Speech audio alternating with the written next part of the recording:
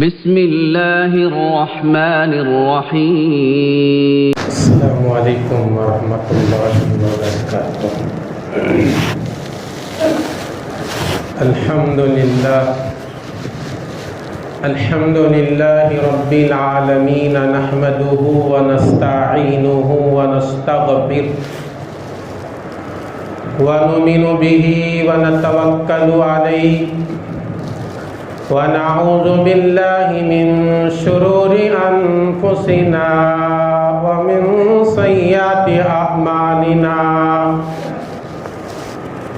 من يهده الله فلا مضل له ومن يضلله فلا هادي له، ونشهد أن لا إله إلا الله وحده لا شريك له، ونشهد أن سيدنا وسندنا ومولانا محمدا عبده ورسوله، أما بعد فأعوذ بالله من الشيطان الرجيم، بسم الله الرحمن الرحيم،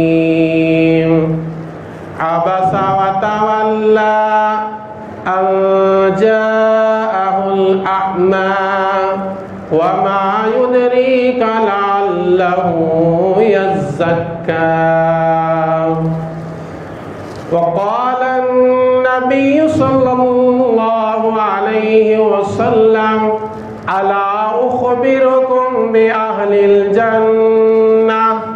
قال كل ضعيف متزحف ولو أقسموا على الله لأبرح، أولا أدلكم أهل النار؟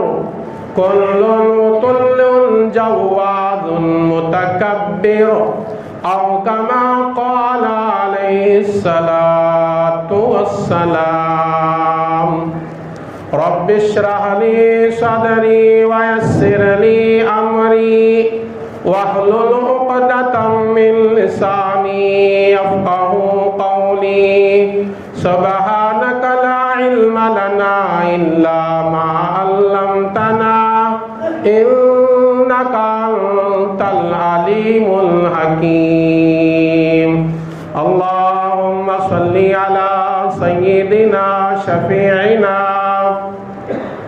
حبیبنا نبینا مولانا محمد بارک وسلم۔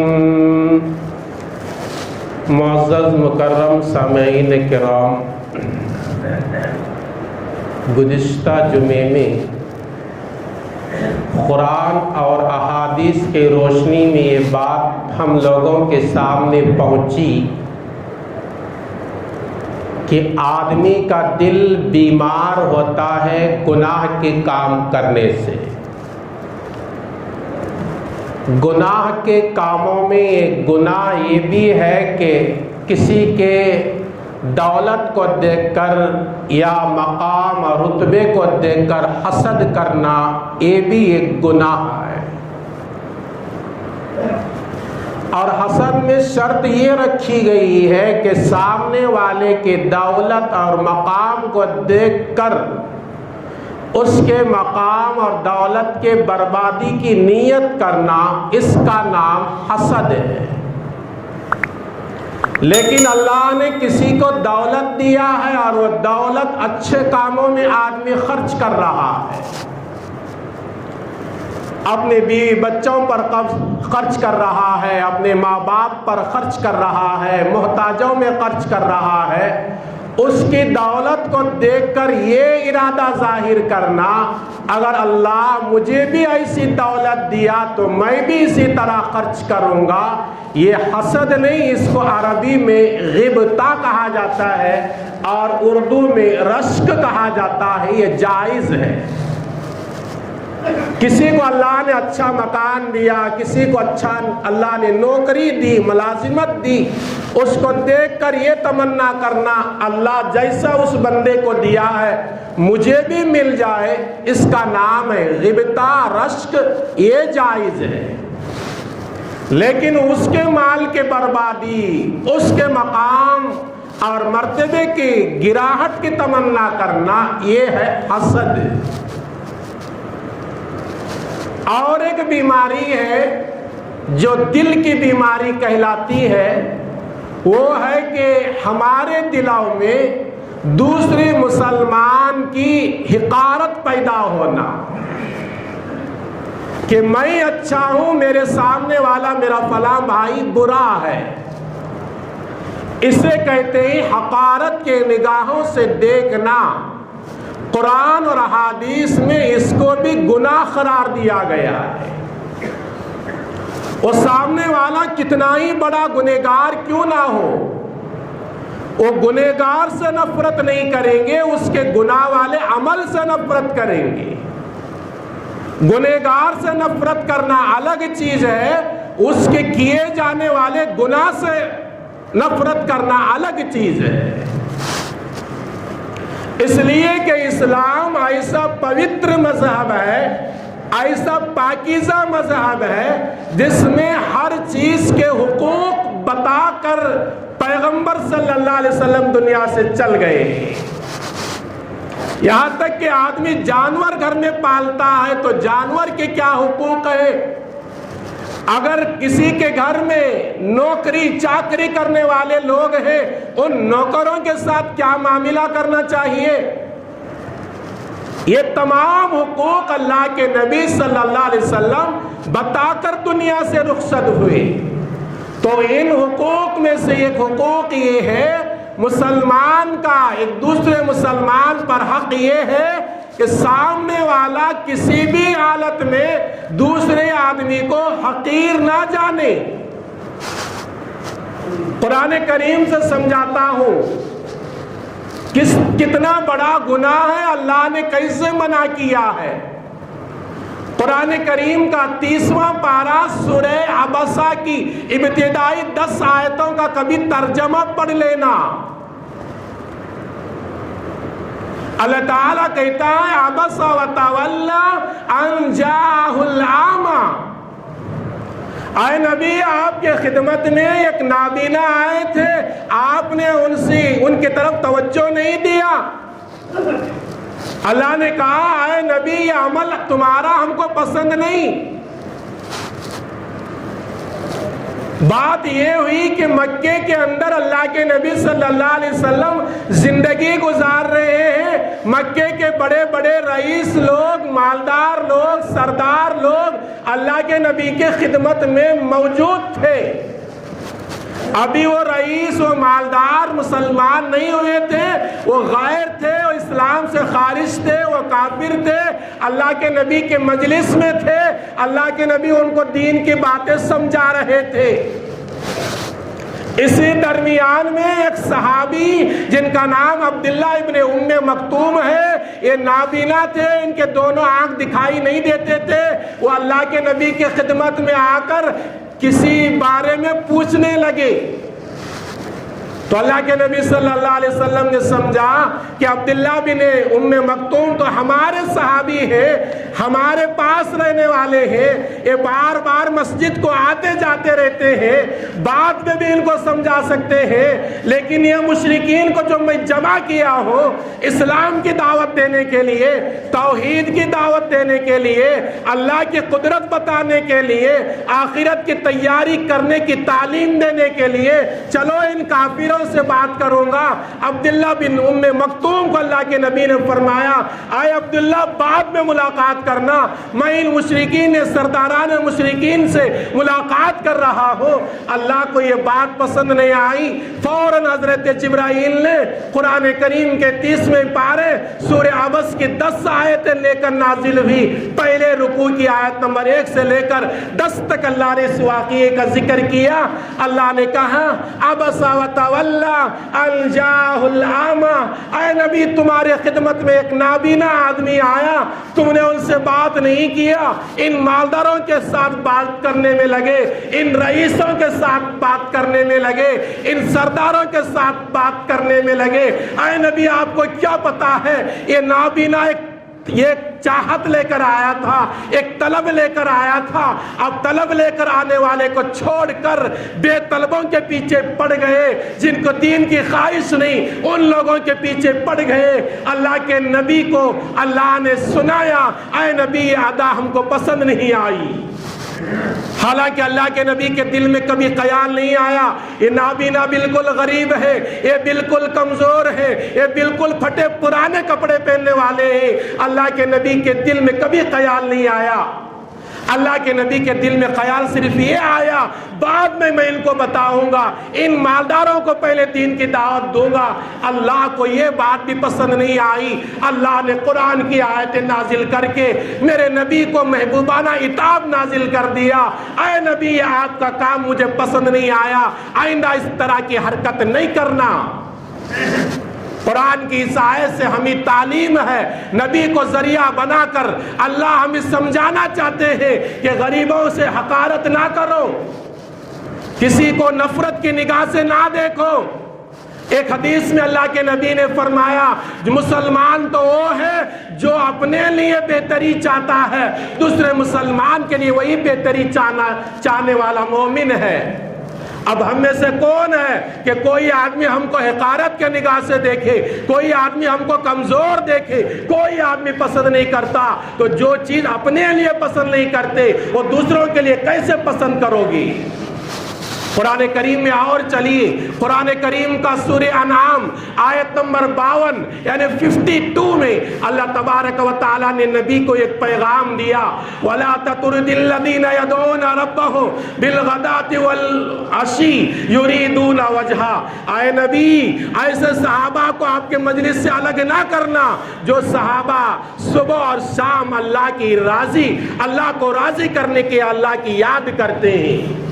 یہ بھی آیت ایک موقع پر نازل ہوئی، قریش مکہ آ کر کہنے لگے، کافرین سردار آ کر کہنے لگے، اے نبی صلی اللہ علیہ وسلم آپ کے مجلس میں غریب صحابہ رہتے ہیں جن کو پہننے کے لیے بہتر کپڑا نہیں ہے، پھٹے پرانے کپڑے پہن کر آتے ہیں، جن کے گھر بہتر نہیں ہے، ایسے غریب لوگ رہتے ہیں۔ اے نبی ایک کام کرو، آپ ان غریبوں کے لیے الگ مجلس متعین کرو، ہم مالداروں کے لیے الگ مجلس متعین کرو۔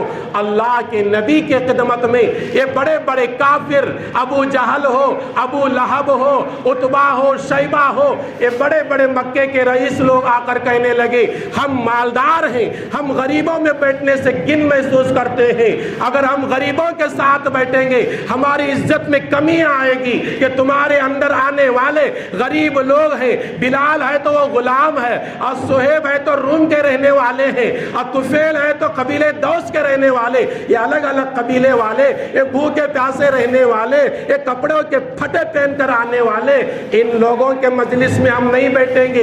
اگر ہم کو دین کی باتیں سمجھانا ہے ہماری مجلس الگ کرو، ان غریبوں کی مجلس الگ کرو۔ مشرکین مکہ نے اللہ کے نبی سے درخواست کی، اللہ کے نبی بھی ارادہ کر چکے تھے کہ چلو ان لوگوں کو الگ کر کے میں دین کی بات سمجھاؤں گا تو اسلام قبول کر لیں گے، ایمان قبول کر لیں گے، جہنم میں جانے کے بجائے جنت کے طرف جانے کے راستہ پکڑیں گے۔ لیکن اللہ نے فوراً روک دیا۔ قرآن کریم سورہ انعام آیت نمبر 52 میں اللہ نے کہا وَلَا تَطْرُدِ الَّذِينَ يَدْعُونَ رَبَّهُمْ بِالْغَدِيِّ وَالْعَشِيِّ۔ آئے میرے نبی جو بندے یعنی صحابہ، غریب صحابہ جو اللہ کا صبح و شام ذکر کرتے ہیں آپ ان کو مجلس سے الگ نہ کرو۔ یہ کافر لوگ اگر غریبوں کے مجلس میں بیٹھ کر آپ کے صحابہ کے مجلس میں بیٹھ کر دین قبول کرنا ہو تو قبول کر لے، ورنہ ان کے مجلس کو الگ کرنے کی ضرورت نہیں۔ تو پتہ یہ چلا اللہ نے کسی کو مال دیا ہے وہ غریب کو حقیر نہ سمجھے، اللہ نے کسی کو علم دیا ہے، جس کو اللہ نے علم نہیں دیا اسے حقیر نہ سمجھے۔ اللہ نے کسی کو رتبہ دیا ہے، ایک مقام دیا ہے، ایک پوزیشن دیا ہے، وہ آدمی بالکل معمولی آدمی کو گھٹیا نہ سمجھے۔ جس کو اللہ نے عالم بنایا ہے وہ جاہل کو گھٹیا نہ سمجھے۔ اللہ نے کسی کو ذمہ دار بنایا ہے، وہ ذمہ دار غیر ذمہ دار کو معمولی نہ سمجھے۔ اگر کسی کو اللہ نے امام بنایا ہے وہ امام مقتدی کو گھٹیا نہ سمجھے۔ یہ قرآن اور حدیث کے اصول ہیں۔ حضور اکرم صلی اللہ علیہ وسلم نے ارشاد فرمایا وہ مومن ہو ہی نہیں سکتا جس کے دل میں دوسرے مسلمان کی حقارت آئے اور جس کے دل میں دوسرے مسلمان کے مقام کے اندر کمی کرنے کی جذبہ پیدا ہو۔ حضور اکرم صلی اللہ علیہ وسلم کی حدیث سنیے، صحیح بخاری میں رلا دینے والی حدیث ہے، اگر یقین اور ایمان کے ساتھ سنو گے۔ صحیح بخاری حدیث نمبر 6071 حدیث ہے، 6071 صحیح بخاری میں ہے۔ حضور اکرم صلی اللہ علیہ وسلم نے فرمایا الا اخبرکم باہل الجنہ، آئے میرے صحابہ کیا میں تم کو جنتی لوگوں کا فہرست نہ بتاؤں، وہ اعمال نہ بتاؤں جس سے آدمی جنت میں داخل ہوتا ہے؟ صحابہ نے عرض کیا یا رسول اللہ ضرور ارشاد فرمائے۔ تو اللہ کے نبی صلی اللہ علیہ وسلم نے فرمایا کل ضعیف متضعف، ہر وہ کمزور آدمی جسے لوگ بھی کمزور سمجھتے ہو، وہ جسمانی اعتبار سے کمزور ہو، وہ مالی اعتبار سے کمزور ہو، وہ رتبہ اور مقام کے اعتبار سے کمزور ہو، لیکن وہ ہے کمزور، لوگ دنیا والے بھی اسے کمزور سمجھ رہے ہیں۔ اللہ کے نبی نے فرمایا یہ آدمی جنت میں جانے والے، یہ لوگ جنت میں جانے والے۔ آگے اللہ کے نبی نے فرمایا وَلَوْ أَقْسَمُوا عَلَى اللَّهِ لَأَبْرَحَ، یہ دیکھنے میں تو کمزور ہوتے ہیں، دیکھنے میں تو معمولی ہوتے ہیں، دیکھنے میں تو غریب ہوتے ہیں، دیکھنے میں تو پھٹے پرانے کپڑے پہننے والے ہوتے ہیں، دیکھنے میں تو معمولی گھروں میں رہتے ہیں۔ نبی نے فرمایا وَلَوْ أَقْسَمُوا عَلَى اللَّهِ لَأَبْرَحَ، اگر یہ اللہ کے دربار میں کسی چیز پر قسم کھا لے یہ چیز ہونا چاہیے، اللہ ان کی قسم کی لاز رکھتے ہوئے وہ کام کو مکمل کر کے دکھاتا ہے۔ فرمایا کہ کوئی آدمی کمزور ہے، چاہے مالی اعتبار سے ہو، چاہے علمی اعتبار سے ہو، چاہے وہ رہنے سہنے کے اعتبار سے ہو، اسے کمزور نہ سمجھو، یہ جنت میں جانے والے لوگ ہیں۔ آگے اللہ کے نبی صلی اللہ علیہ وسلم نے فرمایا الا اخبرکم باہل النار، کیا میں تم کو جہنم میں جانے والے لوگوں کا پتہ نہ بتاؤں؟ صحابہ نے عرض کیا اللہ کے نبی ضرور ارشاد فرمائے کہ جہنم میں جانے والے کون ہیں؟ اللہ کے نبی صلی اللہ علیہ وسلم نے فرمایا کل تل، ہر آدمی جو سرکش ہے، لوگوں سے خوشی سے ملاقات نہیں کرتا، لوگوں سے بالکل دل کی گہرائی سے بات نہیں کرتا، اپنے چہرے کو چڑھا کر بات کرتا ہے، اپنی ناک کو اونچی کر کے بات کرتا ہے، اسے کہتے ہیں اتلن۔ اللہ کے نبی صلی اللہ علیہ وسلم نے فرمایا جس کا مزاج سخت ہے، سامنے والے کو اطمینان کے ساتھ بات نہیں کرتا، محبت کے ساتھ ملاقات نہیں کرتا، فرمایا کہ یہ جہنم میں جانے والا ہے۔ آگے اللہ کے نبی صلی اللہ علیہ وسلم نے فرمایا کل جواز، جواز کہتے ہیں اپنے آپ کو بڑا سمجھنے والا، سامنے والے کو حقیر سمجھنے والا۔ اللہ کے نبی نے فرمایا اپنے آپ کو بڑا سمجھنے والا، سامنے والے کو حقیر سمجھنے والا، یہ لوگ بھی جہنم میں جانے والے ہیں، یہ لوگ بھی جہنم کے آگ میں چلنے والے ہیں۔ میرے دوستو غور کرو کتنا بڑا گناہ ہے اپنے آپ کو پاک سمجھنا، سامنے والے کو گندا سمجھنا، اپنے آپ کو بڑا سمجھنا، سامنے والے کو چھوٹا سمجھنا۔ کسی کا چھوٹا سمجھنے سے آدمی چھوٹا نہیں ہوتا، جس کو خدا بڑا بنا دے وہ ہمیشہ بڑا رہتا ہے۔ اس لیے میرے نبی نے فرمایا، صحیح بخاری کی حدیث ہے، کل جواز، اپنے آپ کو بڑا سمجھنے والا اور دوسروں کو چھوٹا سمجھنے والا۔ اللہ کے نبی نے فرمایا یہ بھی لوگ جہنم میں جانے والے۔ آگے اللہ کے نبی نے فرمایا کل مستکبرین، ہر قسم کا تکبر کرنے والا آدمی بھی جہنم میں جائے گا۔ میں نے صحیح بخاری کا حوالہ دیا، آپ اندازہ لگائیے کہ سامنے والے کو حقیر کرنا، سامنے والے کو ذلیل کرنا، کبھی اسے بدنام کر کے، کبھی اسے تہمت لگا کر، کبھی اسے الگ الگ قسم کے الزامات ٹھہرا کر، فرمایا کہ یہ گناہ ہے، یہ حقیر سمجھنا گناہ ہے، یہ اللہ کو پسندیدہ عمل نہیں ہے۔ ایسے معمولی لوگوں کے بارے میں نبی نے فرمایا لو اقسموا علی اللہ لابرہا، یہ دیکھنے میں تو معمول ہوتے ہیں لیکن ان کے دلوں میں کبھی تقوی بھر کر رہتا ہے، اللہ کا ڈر بھر کر رہتا ہے، اللہ کے خوف سے ان کے دل بھرے ہوئے رہتے ہیں۔ اگر وہ اللہ کے دربار میں قسم کھا لے یہ کام ہونا چاہیے، اللہ ان کی قسم کی لاج رکھتے ہوئے ان کے کام کو مکمل کر کے رہے گا۔ صحیح بخاری میں حدیث ہے، حدیث نمبر 2703 حدیث ہے، اللہ کے نبی صلی اللہ علیہ وسلم نے ارشاد فرمایا کہ عرب میں، مدینے میں دو مسلمان عورتوں کے درمیان میں لڑائی ہوئی، تو ایک عورت لڑتے ہوئے ایک عورت کو مار دی تو دانت نکل گیا، دانت ٹوٹ گیا۔ شریعت کا بدلہ یہ ہے، قانون یہ ہے، اگر کوئی دانت توڑتا ہے تو دانت توڑنے کی اجازت ہے، بدلہ لینے کی اجازت ہے، اگر معاف کرتا ہے تو بہت اچھا ہے۔ لیکن اللہ کے نبی صلی اللہ علیہ وسلم کی خدمت میں فیصلہ آیا، فلاں قبیلے کی عورت نے فلاں قبیلے کی عورت کو جھگڑے کرتے ہوئے مار دی، دانت ٹوٹ گیا، فیصلہ کرو۔ اللہ کے نبی صلی اللہ علیہ وسلم نے فیصلہ سنا دیا کہ دانت کے بدلے میں اس کا بھی دانت توڑا جائے گا۔ انہی کے خاندان میں سے رہنے والا ایک کمزور قسم کا آدمی جس کے کپڑے بھی برابر نہیں تھے، پھٹے پرانے کپڑے پہن کر تھا، وہ اللہ کے نبی کی خدمت میں آ کر عرض کرتا ہے، اللہ کے نبی، اللہ کی قسم میں کھا کر کہتا ہوں اس کا دانت نہیں ٹوٹے گا، یعنی ایسے حالات آئیں گے کہ اس کے دانت نہیں توڑا جائے گا۔ اللہ کے نبی کے فیصلے پر اس کا اعتراض نہیں تھا بلکہ اللہ کے ذات پر یقین تھا۔ میں اللہ کے ذات میں اتنا یقین کر کے قسم کھاتا ہوں کہ جس کا دانت توڑا گیا ہے وہ معاف کر دے گی یا اس کے ورثہ معاف کر دیں گے۔ جب آدمی معاف کرتا ہے تو بدلہ لینے کی ضرورت نہیں پڑتی۔ جیسے ہی اس نے قسم کھائی، جس کا دانت ٹوٹا تھا وہ کہنے لگی کہ فلاں عورت نے جو مجھے مار کر دانت توڑا ہے اس کے میرے بدلے میں اس کا دانت نہ توڑا جائے بلکہ میں اسے معاف کر دیتی ہوں۔ اللہ کے نبی صلی اللہ علیہ وسلم نے اسی وقت میں فرمایا تھا، دیکھو یہ ایسے لوگ ہیں دیکھنے میں معمولی ہیں، دیکھنے میں معمولی انداز کے دکھتے ہیں، لیکن اس نے قسم کھائی یہ دانت نہیں ٹوٹے گا۔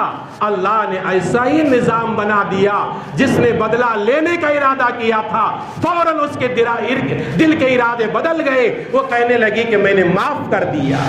یہ اخلاق ہمارے اندر ہونا چاہیے کہ کسی اور کو حقیر نہ جانو، یہ بہت بڑا گناہ ہے۔ میرے نبی کے اخلاق دیکھیے، پھٹے پرانے کپڑے پہننے والے، کالے کلوٹے رہنے والے صحابہ سے اللہ کے نبی نے کیسے محبت کیا۔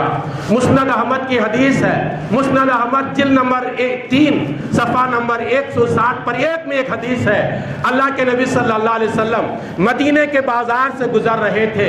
مدینے کا بازار بھرا ہوا ہے، مدینے کے بازار میں ایک صحابی جن کا نام ظاہر ہے اور دیکھنے میں بالکل کالے کلوٹے، ان کے کپڑے بھی بالکل پھٹے پرانے ہیں اور لوگ ان کو پیار محبت سے قریب نہیں کرتے، دیکھنے میں اتنے بدصورت ہیں۔ اللہ کے نبی صلی اللہ علیہ وسلم کی اخلاق دیکھیے، اللہ کے نبی صلی اللہ علیہ وسلم کا عمل دیکھیے، غریبوں کے ساتھ، بدصورت لوگوں کے ساتھ کس طرح کا رویہ اختیار کرتے تھے۔ اللہ کے نبی صلی اللہ علیہ وسلم وہ ظاہر کے پیچھے گئے اور جا کر اس کے دونوں آنکھوں کو باندھ دیا، ہاتھوں سے بند کر لیا۔ جس طرح بچپن میں لوگ آنکھ مچھولی کا کھیل کھیلتے ہیں، اس طرح اللہ کے نبی صلی اللہ علیہ وسلم وہ ظاہر صحابی مدینے کے بازار میں رکے ہوئے ہیں، بڑے بڑے مالدار صحابہ اپنے کاروبار میں لگے ہوئے ہیں، کئی लोग जमे हुए हैं। ऐसे मजलिस में अल्लाह के नबी, वो गरीब सहाबी, वो फटे पुराने कपड़े पहनने वाले सहाबी के पीछे से जाते हैं, अपने दोनों हाथों से उसकी आंख बंद कर देते हैं। और जब आंख बंद कर लिए वो सहाबी परेशान हुए, ये भरे बाजार में मेरे आंख कौन बंद कर रहा है, वो छुड़ाने की कोशिश करने लगे। अल्लाह के नबी ने ऐलान फरमाया, मैं यश्तरी हाज़ल अब्द, इस गुलाम को कौन खरीदेगा, इस गुलाम को कौन खरीदेगा। तो हजरत जाहिर सहाबी, जिनके आंख अल्लाह के नबी बंद कर लिए थे, वो कहने लगे, अल्लाह के नबी की आवाज सुनकर पहचान लिए, ये मेरे साथ मजाक करने वाले, मेरे आंख बंद करने वाले, ये मेरे नबी मोहम्मद मुस्तफ़ा सल्लल्लाहु अलैहि वसल्लम है। वो कहने लगे, अल्लाह के नबी, मैं तो बदसूरत हो, मैं तो फटे पुराने कपड़े पहनने वाला हो, मैं तो गरीब खानदान से ताल्लुक रखने वाला हो, मुझे गुलाम बनाकर बेचोगे तो मुझे कौन खरीदेगा। अल्लाह के नबी ने फरमाया, वल्लाह इन्नल्लाहि लैसा बिकासित, अल्लाह की कसम, लोगों के निगाह में तो छोटा हो सकता है लेकिन अल्लाह की निगाह में तो छोटा नहीं, अल्लाह की निगाह में तेरा मकाम बहुत ऊंचा है। ये अल्लाह के नबी सल्लल्लाहु अलैहि वसल्लम की तालीम है। किसी के रुतबे को देखकर, किसी के घटिया मकाम को देखकर कभी घटिया ना समझना। ऐसे हालात पलट देते हैं, जो हालात उसके ऊपर है वो हालात बड़ों के ऊपर भी खुदा लाने में कोई देरी नहीं। इसलिए कि दुनिया में ऐसे मालदार भी गुजरे हैं, ऐसे मकाम और पोजीशन वाले गुजरे हैं, रात को सोए हैं, बड़े मालदार हैं, सुबह को उठते हैं तो एक एक दिनार और दिरहम के मोहताज बनकर उठे हैं। तारीख इसकी गवाही देती है। इसलिए किसी को हकीर ना जानो, किसी को कमतर ना समझो। हुजूर अकरम सल्लल्लाहु अलैहि वसल्लम ने इरशाद फरमाया, बनी इसराइल में एक आबिद, इतना इबादत गुजार, इतना पवित्र आदमी, इतना अल्लाह के करीब रहने वाला, जब वो धूप में निकलता तो धूप से बचने के लिए अल्लाह बादल को भेजकर उसके सर पर साया करता था। इतना नेक परहेजगार आदमी धूप में निकला हुआ है, चिलचिलाती हुई धूप है।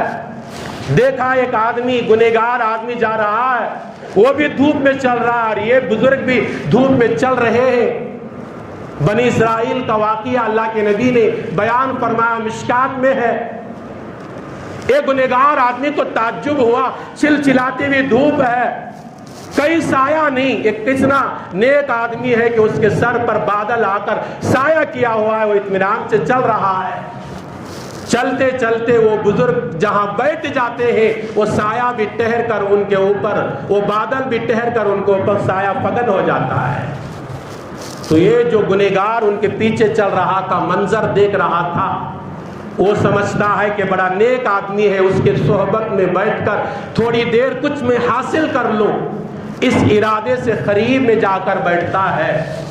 हदीस सुनिए, अल्लाह के नबी सल्लल्लाहु अलैहि वसल्लम इरशाद फरमाते हैं, अचानक उस अल्लाह के नेक बंदे के दिल में ये ख्याल पैदा हुआ, मैं अफजल हो, ये मामूली आदमी है, अफजल होने के नाते चिलचिलाती हुई धूप में अल्लाह मेरे ऊपर साया किया हुआ है और इसके ऊपर साया नहीं किया हुआ, इसलिए साये को लेने के लिए मेरे करीब में आकर बैठा है।